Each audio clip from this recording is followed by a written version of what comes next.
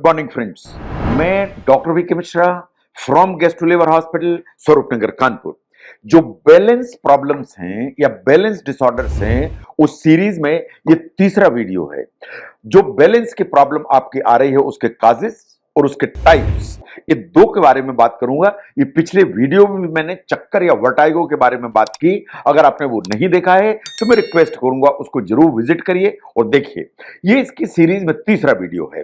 No, जो इस तरह की प्रॉब्लम होती है बैलेंस की, वो कभी कभी आपको फेंटनेस की फीलिंग देती है या लाइट हेडेडनेस की फीलिंग देती है। आपको ऐसा लगता है कि आप गिर जाएंगे, आपको लगता है कि आपका सिर एकदम खाली हो गया और आंख के आगे आपको अंधेरा आ गया और आप फेंट होने वाले हैं। इस तरह की आपको फीलिंग आएगी। नो, इस तरह की फीलिंग सबसे ज्यादा कहां आती है? ये आती है हीमोडायनेमिक ऑर्थोस्टैटिक हाइपोटेंशन में, या जिसे आप पोस्चरल हाइपोटेंशन के नाम से भी जानते हैं। जैसे आप बैठे हैं, आप सडनली खड़े हुए, आपके आंख के आगे अंधेरा आ गया, आपको चक्कर आ गया। आप लेटे हुए हैं, सडनली आप उठ के बैठे, आपके आंख के आगे अंधेरा आया, आपको लगा चक्कर आ जाएगा।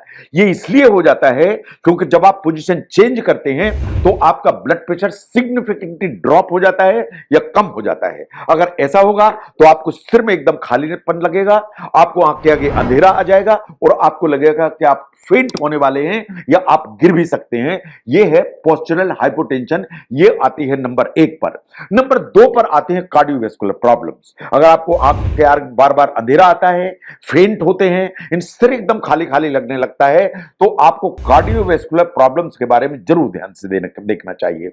अगर हार्ट की स्पीड गड़बड़ हो रही है, यानी हार्ट के एरिथमियाज हैं, आपके हार्ट की ब्लड वेसल्स नैरो हो रही हैं या उनमें अथेरोस्क्लेरोसिस है, आपके हार्ट की जो मसल्स हैं उनमें थिकनिंग हो रही है, जिसे हाइपरट्रॉफिक कार्डियोमायोपैथी कहते हैं, ये तीनों अगर प्रॉब्लम्स हैं तो आपको फेंटनेस एंड लाइट हेडेडनेस दोनों चीजें आ सकती हैं।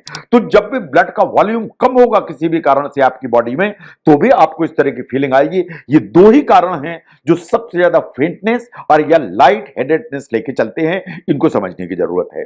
नंबर 3 पर आती है अनस्टेडीनेस या लॉस ऑफ बैलेंस। कि जब आप चलते हैं तो आपको लगता है लड़खड़ा रहे हैं, गिर जाएंगे। जब आप चलते हैं तो आपको लग रहा है कि तेज चलने में आपको बैलेंस बनाने में प्रॉब्लम हो रही, तो आपको संभाल संभाल के धीरे धीरे चलना पड़ता है। ये अनस्टेडीनेस, ये अपने आप में एक प्रॉब्लम है। ये बैलेंस डिसऑर्डर की कैटेगरी में आता है नंबर 3 पर। आप चलते हैं तो आपको लगता है कि संभल के धीरे धीरे नहीं चलेंगे तो आप गिर जाएंगे। ये जो बैलेंस में इस तरह की जो प्रॉब्लम होती है या आप इम्बैलेंस फील करते हैं, उनके कारण देखिए। नंबर 1 पर आती है वेस्टिबुलर न्यूरोनाइटिस या वेस्टिबुलर प्रॉब्लम्स, या कान के अंदर की जो प्रॉब्लम्स हैं या इनर ईयर की जो प्रॉब्लम्स हैं, तो वास्तव में इस तरह की फीलिंग दे सकती हैं। ये आपको कि चलने फिरने में लड़खड़ाहट हो रही है। ये आपको उजेले में कम लगेगी, रात के अंधेरे में ज्यादा लगेगी। तो वेस्टिबुलर जो प्रॉब्लम्स हैं, कान की जो प्रॉब्लम है इनर ईयर की, वो आपको चलने फिरने में लड़खड़ाहट करा सकती है। नंबर 2 पर आती है nerve damage to the legs. आपके जो पांव हैं उनमें नसों का जाल है। अगर ये नसें डैमेज्ड हैं, जिसे पेरिफेरल न्यूरोपैथी में हो जाता है, तो आपको चलने फिरने में डिफिकल्टी होगी। इसके अलावा आपको पांव में सुन्नता महसूस होगी या टिंगलिंग नमनेस होगी, जैसे सुइयां चुभ रही हैं। और ये भी प्रॉब्लम ऐसी है कि आपको उजेले में कम लगेगी क्योंकि आप आंखों से कंपनसेट कर लेंगे, और रात में आपको यह प्रॉब्लम ज्यादा होगी क्योंकि आप आंखों से कंपनसेट नहीं कर पाएंगे। नंबर 3 पर आती है कोई भी ऐसी प्रॉब्लम जो आपके ज्वाइंट, आपकी मसल और आपकी आईज, इनको इन्वॉल्व करती है। मसल में वीकनेस है, चलने में लड़खड़ाहट होगी। आपके ज्वाइंट अनस्टेबल है, चढ़ने में लड़खड़ाहट होगी। अगर आपको विजुअल कोई भी प्रॉब्लम है, आंखों में कोई भी प्रॉब्लम है, तो आपको चलने में लड़खड़ाहट होगी। तो ये ज्वाइंट, मसल एंड विजन, ये तीसरे नंबर पर आते हैं। नंबर 4 पर आते हैं मेडिकेशन। कुछ एंटी एंजाइटी मेडिकेशन आप लेते हैं, या आप कुछ उस तरह की दवाइयां लेते हैं जो एंटी डिप्रेशन की कैटेगरी में आती हैं। आप कोई सेडेटिव लेते हैं, या आप ज्यादा अमाउंट के रोज अल्कोहल लेते हैं। तो ये कुछ तरह की प्रॉब्लम है जो आपके बैलेंस को प्रॉब्लम कर सकती हैं, आपको अनस्टेडीनेस कर सकती हैं। कुछ न्यूरोलॉजिकल प्रॉब्लम आती हैं, ये है नंबर 4 पर। जैसे सर्वाइकल स्पॉन्डिलाइटिस हो जाए तो यहां जो नर्व है उनमें कंप्रेशन होता है, तो अनस्टेडीनेस आ सकती है। ऐसे ही एक पार्किंसोनिज्म नाम नाम की बीमारी है जो कंपन के नाम से आप जानते हैं, वो आपको चलने फिरने में इस तरह की अनस्टेडीनेस दे सकती है जैसा आपको इस GIF में दिखाई दे रहा है। आप चलेंगे तो आपका बैलेंस गड़बड़ाएगा, आपको अनस्टेडीनेस होगी।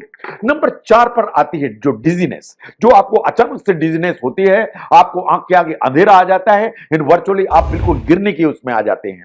यह डिजीनेस जो होती है, जो बिल्कुल सिर अंदर से ऐसे ऐसे हिलता है, ये इनर ईयर की जो प्रॉब्लम्स हैं या कान के अंदर की जो प्रॉब्लम्स हैं उसके चलते होती है। जो सेंसेशन आता है कि मैं तो हवा में उड़ रहा हूं, ये उसके चलते होती है। ये फॉल्स सेंस ऑफ मोशन जो महसूस होता है, ये डिजीनेस की कैटेगरी में आता है। नो डिजीनेस कभी कभी साइकेट्रिक डिसऑर्डर्स में आती है, जैसे जो मेजर डिप्रेशन है या मेजर डिप्रेशन, उसमें कभी कभी डिजीनेस आने लगती है। अगर बहुत एंजाइटी सिंड्रोम है, उसमें आपको डिजीनेस आएगी।